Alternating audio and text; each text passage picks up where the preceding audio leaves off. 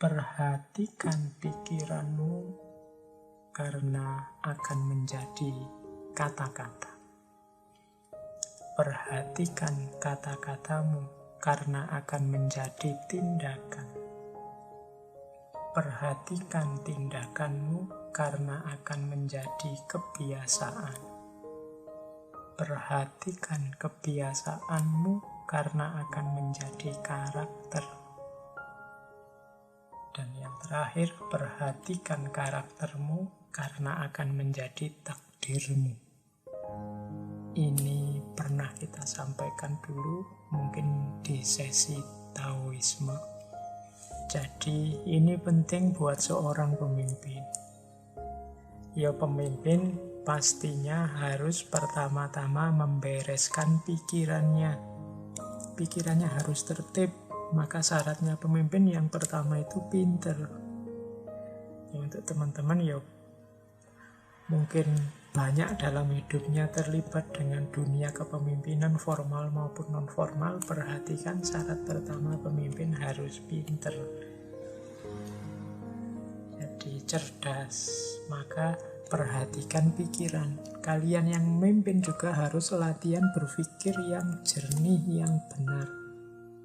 Makanya Plato itu lebih merekomendasi raja yang filosof. Jadi pemimpin yang sekaligus ahli filsafat. Kenapa? Kalau orang ini ahli filsafat, dia bisa berpikir benar.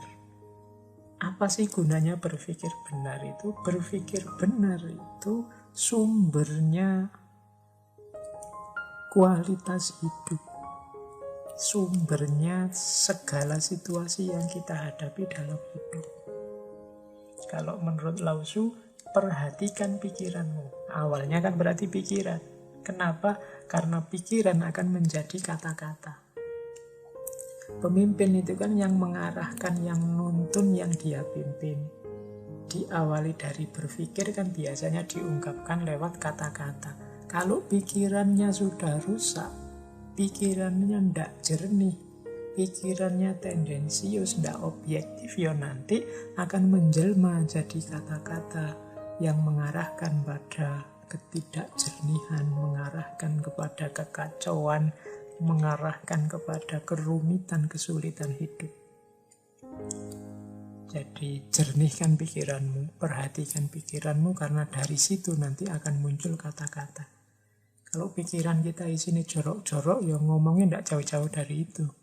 Kalau pikiran kita isinya jernih-jernih, ya ngomongnya juga akan jernih-jernih. Perhatikan pikiran. Makanya saya sering pesan teman-teman, ayo input pikiran kita diperbaiki. Hati-hati dengan yang kita masukkan ke kepala. Karena dari situ menjelma kata-kata. Kenapa sih Pak? Kok harus kita memperhatikan pikiran yang menjelma jadi kata-kata? Karena dari kata-kata itulah akan lahir tindakan. Apalagi kita yang pemimpin. Apa yang kita katakan, itu nanti yang akan dijalankan oleh yang kita pimpin. Begitu kita bicara, yaitu yang dipedomani sebagai patokan bertindak oleh orang-orang yang kita pimpin. Maka perhatikan pikiranmu, karena pikiran akan melahirkan kata-kata, dan dari kata-kata jadi tindakan. Terus kenapa kalau dia sudah jadi tindakan? Tindakan yang asal atas petunjuk seorang pemimpin itu kan lama-lama akan jadi kebiasaan, dia jadi norma. Pemimpinnya menyuruh upacara tiap hari Senin, ya terjadilah nanti kebiasaan upacara. Loh, kalau pemimpinnya misalnya nyuruh yang jelek, bisa dibayangkan lahir tindakan yang jelek, terus lama-lama menjadi kebiasaan yang jelek. Dari pikiran yang jelek, lahir kata-kata yang jelek, menjelma jadi tindakan yang jelek, dan lama-lama jadi kebiasaan yang jelek. Terus kenapa kalau dia jadi kebiasaan yang jelek? Loh, kebiasaan yang jelek akan melahirkan karakter yang jelek. anak-anak kita itu kalau dibiasakan yang jelek-jelek, ya kejelekan akan jadi karakternya. Misalnya dibiasakan sudahlah sehari tidak usah mandi, itu kan kebiasaan jelek. Makan tidak usah cuci tangan, kemana-mana misalnya sesuka-suka hatimu saja, tidak usah mikir. Loh, kalau dibiasakan kayak gini kan nanti karakternya juga tumbuh seperti itu. Dia akan jadi karakter, kalau bahasa agama akhlaknya akan terbentuk begitu. Kalau tidak kita disiplinkan dengan perbuatan-perbuatan cinta kebersihan misalnya, akan tumbuh watak yang anti kebersihan. Kalau tidak kita biasakan dengan hidupnya yang tertib, rapi, ya dia akan lahir karakter yang tidak tertib, tidak rapi. Jadi dari tindakan muncul kebiasaan, dari kebiasaan muncul karakter. Jadi manusia itu dia terbentuk oleh kebiasaan hidupnya. Sering saya ilustrasikan kan, kalau orang itu terbiasa bohong, ya bohong itu akan jadi karakternya. Orang yang terbiasa jujur, jujur akan jadi karakternya. Kalau bahasanya hadis kan, barang siapa yang jujur kemudian membiasakan jujur, ya dia nanti akan jadi orang yang berkarakter jujur atau siddiq. Barang siapa yang bohong dan membiasakan bohong akan lahir karakter pembohong atau kadzab. Jadi dari pikiran lahir kata-kata, dari kata-kata lahir tindakan, dari tindakan lahir kebiasaan. Kalau sudah jadi kebiasaan, dia akan jadi karakter. Dulu orang Indonesia itu terkenal ramah-ramah misalnya. Lah kok sekarang rasanya beda Pak? Kok rasanya sekarang banyak orang kok mudah marah, sudah tidak ramah lagi. Mungkin kebiasaan kita yang berubah sehingga karakter kita berubah. Kok bisa Pak kebiasaan berubah? Ya mungkin karena yang kita lakukan sehari-hari berubah, tindakan kita berubah. Dari mana kok tindakan kita berubah? Dari kata-kata. Mungkin kita dengar dari orang yang kita percaya, kita baca dari buku yang kita suka. Itu kan dari kata-kata. Akarnya kata-kata dari mana? Dari pikiran. Berarti ada mindset yang berubah. Jadi dari pikiran jadi kata-kata, dari kata-kata jadi tindakan, dari tindakan jadi kebiasaan, dari kebiasaan jadi karakter. Dan jangan lupa puncaknya, perhatikan karaktermu, karena karakter akan menjadi takdirmu. Kalau sudah jadi karakter, ya sudah, itulah garis hidupmu, karakter.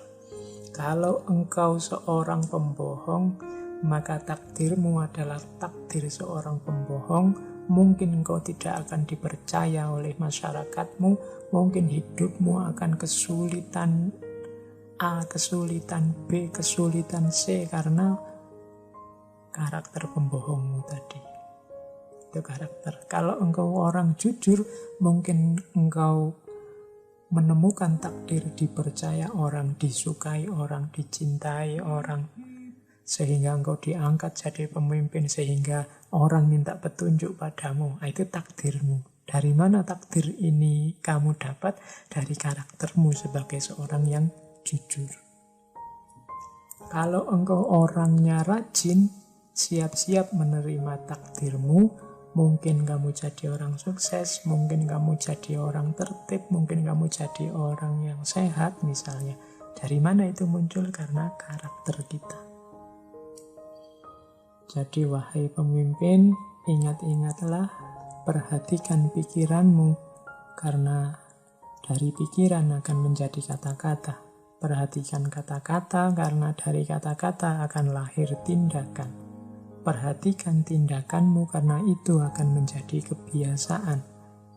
Perhatikan kebiasaanmu, karena dia akan jadi karakter.